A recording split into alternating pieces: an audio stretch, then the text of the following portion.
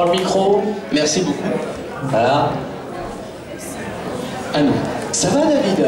Très très bien. Ravi de te revoir avec nous encore une fois dans ce meeting MJB. Tu es là aussi un des fidèles et je t'en remercie. Oui.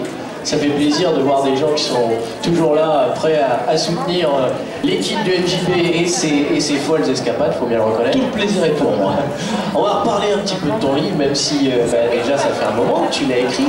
Eh ben, ça fait 5 ans. Eh oui, 5 ans, ah oui, 5 ans déjà, ça veut tout dire. Hein. Quand on dit 5 ans, on sait ce que ça veut dire, hein, malheureusement. Alors tu vas nous rappeler un petit peu ton petit parcours, David, qui es-tu, tout ça, pour ceux qui ne te connaissent pas ou peu. D'où tu viens et pourquoi écrire sur Michael, bien sûr.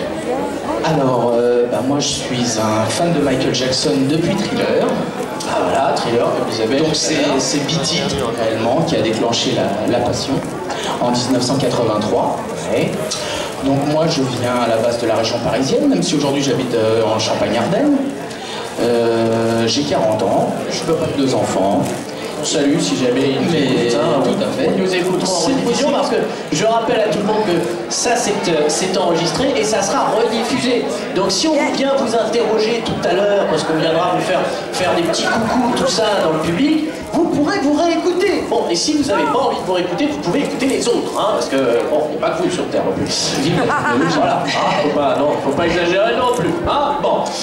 Donc voilà, après j'ai commencé à écrire sur Michael fin 2002, donc il y a déjà 12 ans. Ah oui, quand même. Ah ouais. oui, tout à fait. Et alors fin 2002, et il t'a fallu 2009 Non, pour sortir quelque chose? Non.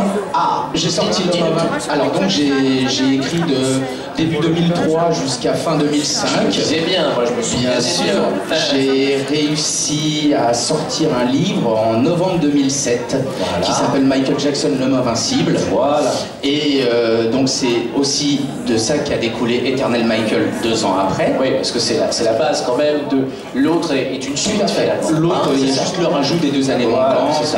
Donc tu as démarré avant la mort de Michael. Ah, bien avant la mort. Et tu as continué finalement après pour rajouter ce qui lui manquait.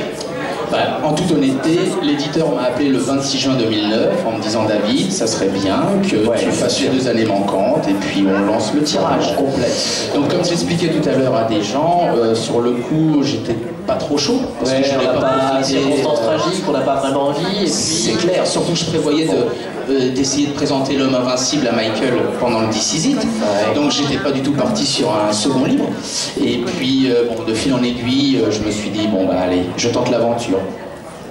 Belle aventure malgré tout, belle aventure. Bon, quelle a été ta motivation? Parce que tu me dis depuis 2002, pourquoi écrire un livre? On est fan, d'accord, mais c'est ce que je disais à Brice. Bon, lui, il s'est appesanti, il s'est concentré sur cette découverte qu'il y a eu de l'univers Michael, des musiciens, Toto et d'autres, les petites anecdotes croustillantes qui sont dans son livre. Toi, qu'est-ce que tu voulais partager à travers l'homme invincible? Qu'est-ce qui t'a motivé pour dire un jour j'ai envie d'écrire un bouquin et je vais écrire ça sur Michael? Tout simplement, l'arrêt de la promotion d'Invincible au bout de 2-3 mois. Ça faisait 6 ans qu'on attendait un album de Michael Jackson. En 2 mois, You Rock My World, suit Cry, mais bon, avec un clip insipide, enfin bon bref, on ne reviendra pas dessus. Mais l'arrêt de la promotion, on est fin 2002, ça y est, il n'y a même plus Michael qui passe sur la radio, il n'y a plus rien. C'est vrai que oui, un peu de remix même avec Yves et tout ça, mais bon, c'était aux États-Unis, mais plus rien. Voilà, donc je me suis dit non, c'est pas possible. En plus, fin 2002, début 2003, la plupart des livres qui sortaient sur Michael, je suis désolé, mais c'était beaucoup des torchons. Enfin, c'était quand même une mauvaise période pour nous les fans. Des livres mensongers, voilà, où le but du jeu c'était de parler mal de Michael, gagner de l'argent dessus. Et voilà, tout à fait. D'accord, faut le dire. Donc j'ai horreur de l'injustice. Donc je me suis dit, avec tous les documents que tu as, j'ai des enfants aussi. Je me suis dit, leur père est fan de Michael, je veux pas qu'ils connaissent Michael par rapport à ce qu'on entend parler à la radio et à la télé. Donc je me suis dit, écoute, rassemble tes documents et puis essaye d'écrire un livre sur l'artiste pour voir tout ce qu'il a fait avant, arrêter de parler de Michael comme quelqu'un de fini. Finalement, rétablir un peu la vérité que toi, tu estimais bafouée dans les médias, dans les presses, dans les bouquins que tu pouvais lire. Cette vérité qu'on retrouve au final depuis le 25 juin 2009, enfin à travers tous les autres livres. Un peu plus, on entend un peu mieux parler, quand même. mais c'est pas toujours le cas. Pas toujours, mais quand même mieux, malgré tout, si. Ouais. Est-ce que là, parce que bon, ton livre est terminé après 2 chapitres supplémentaires, si je ne m'abuse. C'est ça. C'est ça. Est-ce que tu as, comme je demandais tout à l'heure à Brice, est-ce que tu as des retours de fans qui disent ton livre ou votre livre m'a marqué, je suis heureux, enfin, ça m'a fait du bien de lire votre livre, enfin on dit quelque chose de juste et pas les torchons qu'on peut lire parfois je l'ai eu il y a 2 heures. Ça fait plaisir. Voilà, oui, tout à fait. C'est vrai qu'on m'a dit par rapport, parce que sur Eternal Michael, il y a une première page où j'écris une lettre à Michael, et c'est vrai que cette lettre s'est écrite le 26 juin 2009, donc remplie d'émotions. Et oui, autant j'en ai eu peu par rapport à L'Homme Invincible, autant j'en ai eu beaucoup avec Eternal Michael.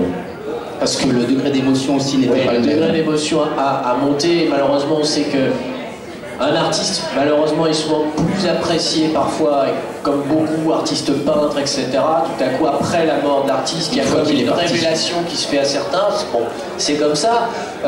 L'important, c'est finalement qu'il soit découvert.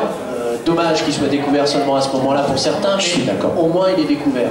Et c'est vrai qu'il y a une forte émotion qui est là, et donc il y a des gens qui ont eu accès à ton livre, qui ont pu le lire et qui ont découvert certaines vérités que nous, fans, nous connaissons depuis. Bien sûr, oui, tout à fait. Mais après, il y a des gens aussi qui, à la base, n'étaient pas spécialement admirateurs ou fans, et qui ont pu découvrir certaines choses. Moi, je retiens, c'est quelqu'un de ma famille, mais j'ai une tante de pas loin des 70 ans, donc il y a 5 ans, elle avait 65 ans, mais elle a lu mon... N'est-ce pas, hein. Et merci, Yann. Et quand elle a lu le livre, pourtant, elle connaît David, fan de Michael depuis 30 ans, elle m'a dit, mais je savais pas qu'il avait fait tout ça.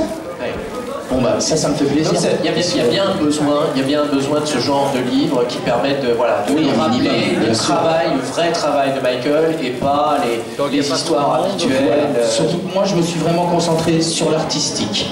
C'est c'était mon leitmotiv quand j'ai écrit entre 2003 et 2005, voire un peu 2006. C'était vraiment le côté artistique du phénomène Michael. Alors tu me pousses, vu que on a encore un petit peu de temps, je verrai si Chris vient m'interrompre, mais vous pouvez le... Ah, il est déjà presque en train de m'interrompre, vous pouvez l'empêcher.